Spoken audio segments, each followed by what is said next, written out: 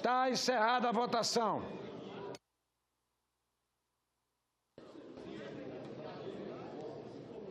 Votaram sim 43 senhores senadores.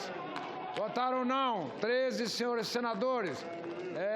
Nenhuma abstenção. Portanto, está aprovado o projeto de lei de conversão. Há dois destaques a serem votados. Passa-se a votação das matérias destacadas. Votação da emenda de número 87, apresentada à medida provisória destacada. Os senhoras e os senhores senadores, que eu aprovo, permaneçam como se encontram. Para encaminhar, senhor presidente, para encaminhar. Senadora Fátima vai encaminhar pela liderança do PT.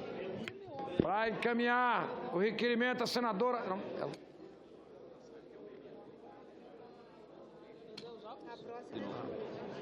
Senadora Gleise é autora e delega para a senadora Fátima Bezerra. Não acabou ainda não.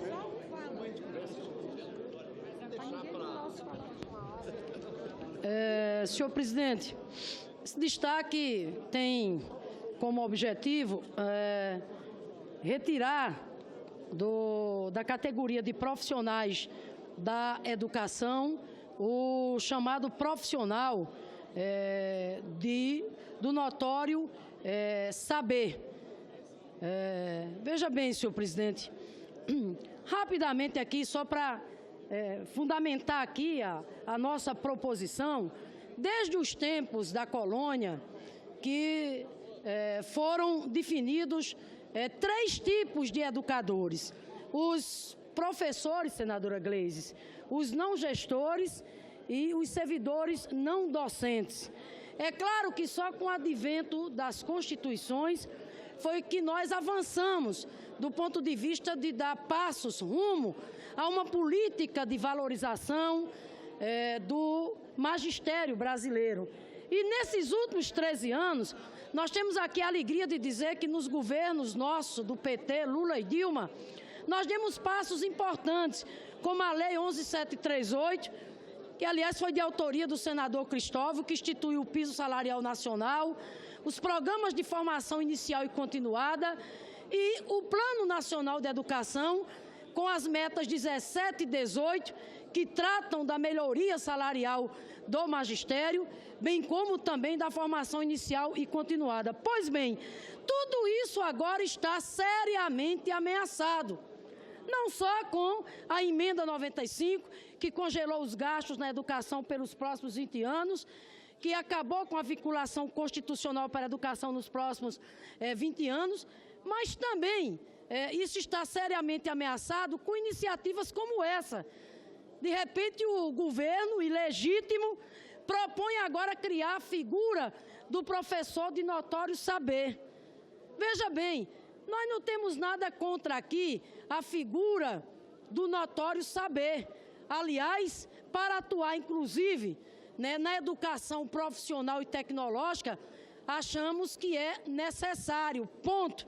Agora, o que nós não podemos aceitar é que o governo simplesmente promova essa categoria agora de notório saber, a categoria de profissional da educação. Quero, inclusive, aqui rapidamente me valer do doutor Janot, o Procurador-Geral da República, que ao dar um parecer pela inconstitucionalidade dessa matéria, inclusive no que diz respeito à criação do profissional de notório saber, diz ele: em área fundamental como a educação, não se pode desprezar o fato de a função de professor, que envolve aspectos técnicos importantes e constitui profissão. Pergunta a ele: por que não se admite que arquitetos, engenheiros, médicos, contadores, advogados, membros do Ministério Público e juízes atuem sem informação apropriada apenas por notório saber? Então é disso que se trata. Repito, o profissional do notório saber, ele pode atuar através de contratos determinados, etc. Agora, trazer essa categoria para o marco da legislação, me desculpe, É um desserviço que vocês estão prestando à educação brasileira. Isso vai na contramão de todo esforço que a gente tem feito de avançar numa política pública pautada pela meritocracia, pela valorização, com um salário decente, com formação inicial, com formação continuada. Como se não bastasse tudo isso, esse governo ilegítimo que aí está traz uma reforma da Previdência que vai ser um tiro no coração do magistério brasileiro, quando através da reforma da Previdência eles querem agora que a professora, para ter direito a se aposentar, ela tem que ter no mínimo 65 anos e contribuir durante 49 anos, para se ter uma ideia da perversidade dessa proposta. Se uma professora começar a trabalhar com 26 anos, ela só vai ter direito à aposentadoria aos 75 anos de idade. Por isso, senhor presidente, que nós defendemos aqui que pelo menos retirasse da medida provisória a figura do profissional de nós.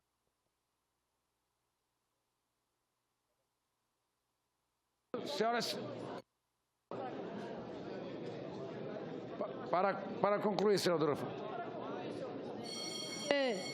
Repito, a medida provisória é um poço de contradição, seja na proposta de reforma curricular que ela apresenta, seja no engodo da educação em tempo integral, porque vai atender apenas 500 mil alunos de um universo de mais de 8 milhões. E, por fim, com essa proposta do profissional do notório saber, ela vem na direção de desrespeito, de desprezo pela luta histórica dos trabalhadores em educação em todo o país, em prol de uma política real, verdadeira, de valorização salarial e profissional.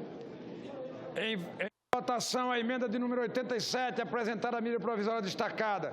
As senhoras e os senhores senadores que a aprovam, permaneçam como se encontram. Rejeitada a matéria. Senhor presidente. Votação da emenda número 120, apresentada a medida provisória destacada. As senhoras e os senhores senadores que aprovam permaneçam... Senhor presidente, para encaminhar, senhor presidente. Para encaminhar, senadora Regina. Cede a palavra a senadora autora Gleisi Hoff, que cede a palavra para encaminhamento da senadora Regina Souza. Senador Eunício, presidente, eu solicito o registro em ata do meu voto favorável na votação anterior. A ata registrará o voto de Vossa Excelência.